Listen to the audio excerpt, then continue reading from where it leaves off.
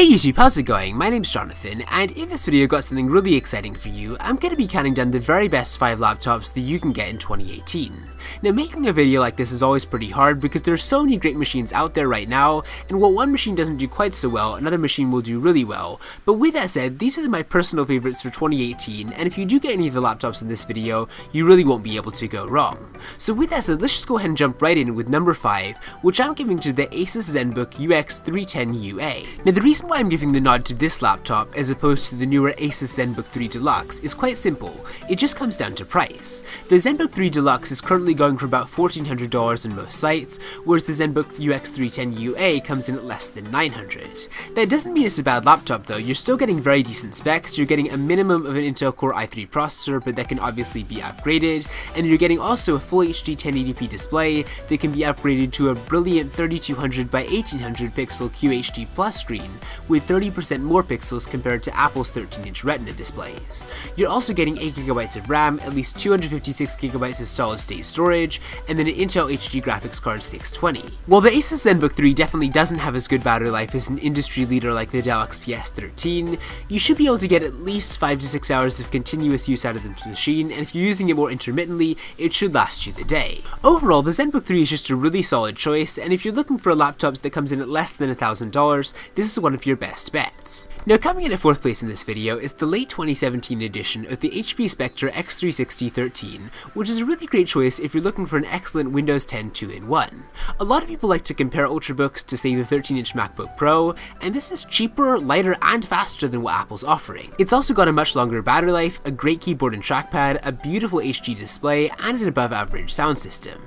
What really makes the Spectre X360 shine though is the fact that you can use it in all kinds of different ways. The screen of HP's convertible flips out of the standard clamshell orientation into a tent for presentations, and it stands on its keyboard or flips all the way around to work as a tablet. Honestly, HP's approach to a hybrid convertible design is one of the best I've seen so far, partly because it just has a whole lot of versatility, and partly because HP's hinge mechanism is also really solid. It's really easy to open up with one hand, and it just feels like a very well designed machine overall. To give you an idea of the kind of price you'll be paying, the entry-level configuration of the Spectre X360 sells for around $1,200, but you can actually remove the webcam from the model and get it for about $150 less. You can obviously configure the specs up to a Core i5 or Core i7 processor, 16GB of RAM, a 1TB solid-state drive, and a 4K display, but obviously that's going to cost more. My main complaint about the Spectre X360 is actually that it just tends to run a little bit hot, which isn't a deal breaker, but it's something that you should know if you're going to be using this laptop on your lap for a considerable length of time.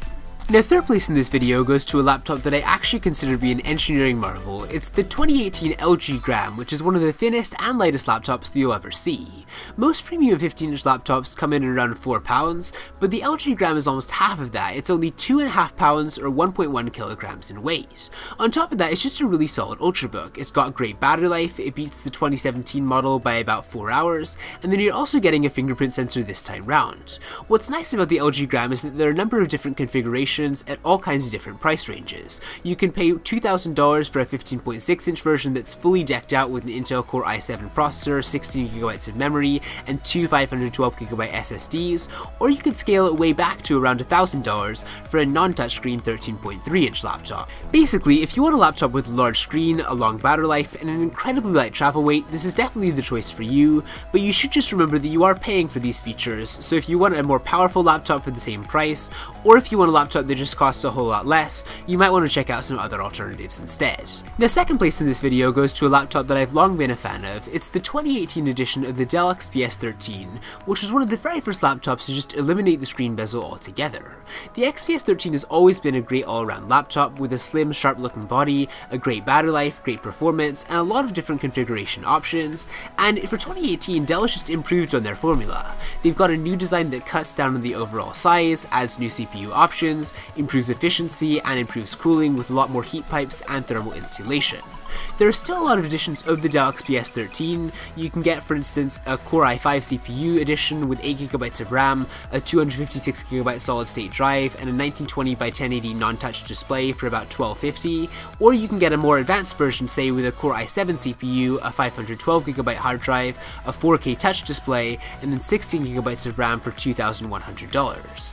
The very cheapest version you can get is $1,000, which is less than half of the most high-end version, so as I said, you got a lot of range here, and honestly my biggest complaint about the Dell XPS 13 is something that the system, I don't really know why it does this, but it's just got the webcam right underneath the display right when you open up the hinge. It's something that Dell could easily fix, and honestly I don't know why they haven't. I'm not really sure what the overall benefit to having the webcam under the screen is, and it just makes talking a little bit more weird, but anyways, that's a minor quirk. The Dell XPS 13 is a great laptop, and I definitely recommend it. Now before I get to my first place choice for the best laptop of 2018, I did just want to give a couple of honorable mentions. I've long been a fan of the Microsoft Surface Book, and the Surface Book 2 definitely improves on that formula. The MacBook Pro 13-inch is really great for people who are invested in the Apple ecosystem and want a really good thin and light laptop. The Razer Blade Stealth is designed for gamers who are wanting to take their games with them on the go and don't want to lug around a huge machine with them. And the Acer Swift 3 is actually a really good budget laptop, which comes in around $600, but still delivers very respectable performance. But with that said, coming in as my very first choice for the best laptop of 2018 is the Lenovo Yoga 920.